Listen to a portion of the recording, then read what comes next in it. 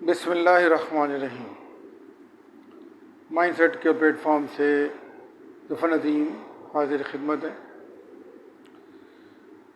आज जो मैं गुफ्तगू करूँगा वो पंजाब के जो सिलेक्शन हुई है चीफ मिनिस्टर की,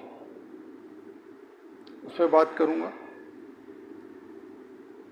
और सारी कौम ने और मैंने भी देखा है किस तरीके से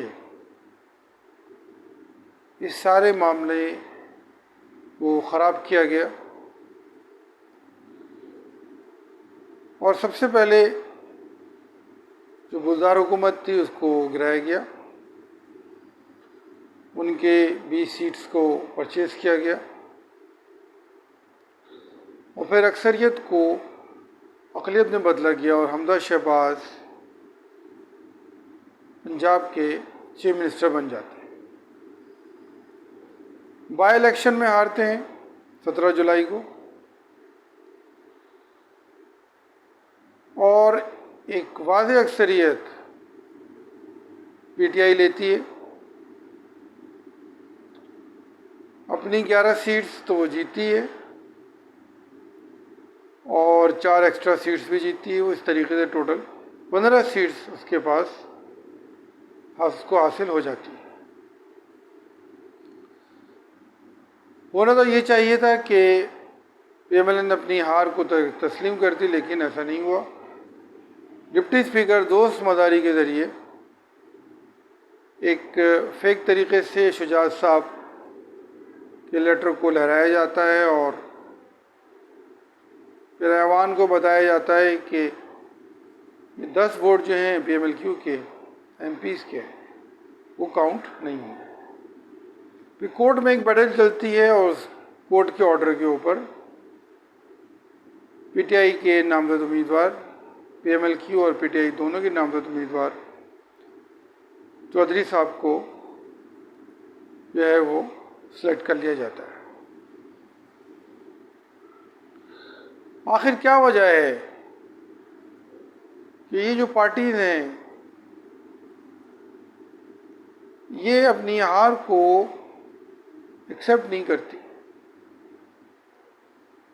माना कि पंजाब एक अहम सूबा है और इस सूबे के ऊपर बहुत सारी चीज़ें बेस करती हैं,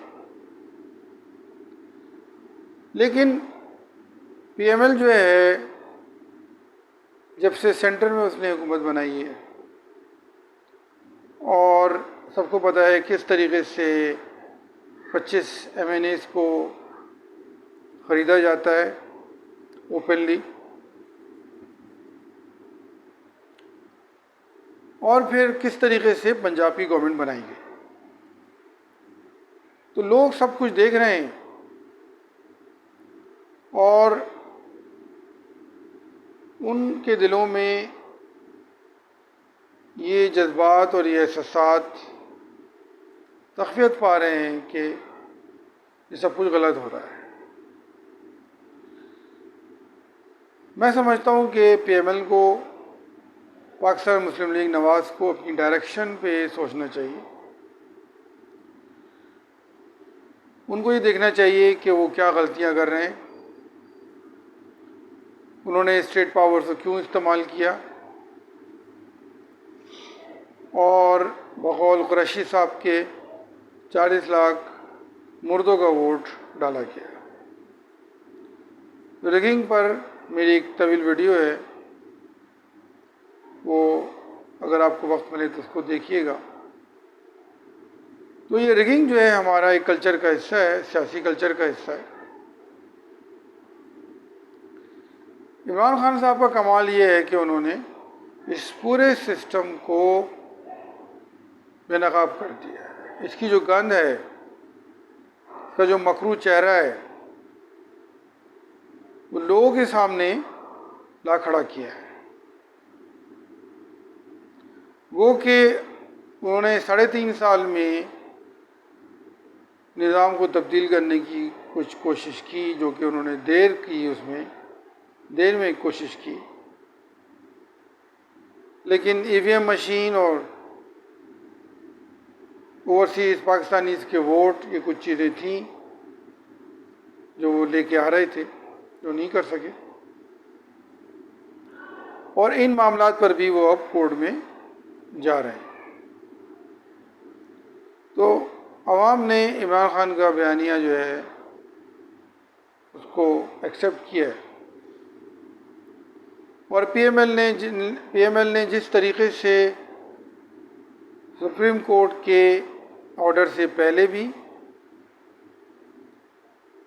एक मुहिम चलाई जजेस के अगेंस्ट, उनके वकीला ने बाइकआउट किया, प्रेस कॉन्फ्रेंसेस की, अदालत के रोस्टम के ऊपर वकीला ने अजीब गरीब बातें की, और उसके बाद फैसला आने के बाद भी धमकियों का जो सिलसिला है वो रुका नहीं, और ज़ूम आइनी गुफ्तगू होती रही पीएमएलएन के मुख्तलिफ रहनुमाओं की तरफ से। तो मामला ये है कि मैं ही समझता हूँ कि पीएमएलएन को एक सेंसिबल मशवरे देने वाली की ज़रूरत है। उन्हें सोचना चाहिए कि वो वक्त के साथ साथ अपनी सियासत को खो रहे हैं, और आवाम जो है वो उनकी तरफ से हट रहे हैं और उनकी नफ़रत बढ़ रही है। और वज़ीर जो दाखिला हैं वो फरमाते हैं कि हम गवर्नर राज लगा देंगे। तो गवर्नर राज से क्या होगा? गवर्नर राज से ये होगा कि इमरान खान की मकबूलियत में इजाफा होगा और आपकी सियासी साख जो है वो गिरती चली जाएगी। तो मेरा तो मशवरा यही है कि सियासी पार्टियां, जैसा कि इमरान खान ने भी कहा है, कि आपस में बैठ जाएं और कम से कम कुछ चीज़ों पर बैठकर तय कर लें कि इंतखाबी इस्लाहत कैसे होंगी और नैब का चेयरमैन कौन लगेगा, इलेक्शन कमीशन को हेड कौन करेगा, वगैरह वगैरह। वरना जो मुआशी सूरत हाल है मुल्क की, वक्त के साथ साथ गिरती जा रही है। तो पीएमएलएन के लिए रास्ता यही है कि वो इंतखाबात की तरफ जाए, और इमरान खान जो कि अपोजिशन है, वो कि उनके एमएनएस मौजूद नहीं है, लेकिन अवामी सतह पर अगर देखा जाए और सूबों में हुकूमतें जो हैं उनके पास, उसकी जो तादाद है उसको देखा जाए तो अपोजिशन दरअसल पीटीआई ही है। तो मैं उम्मीद करता हूँ कि ये मेरी गुजारिशात हैं, और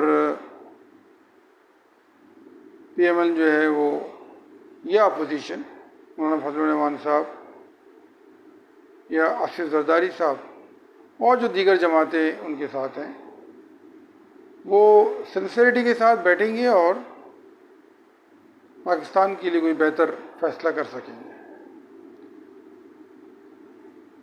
इन अल्फाज के साथ आपसे इजाज़त तलब करूँगा अगली वीडियो तक के लिए।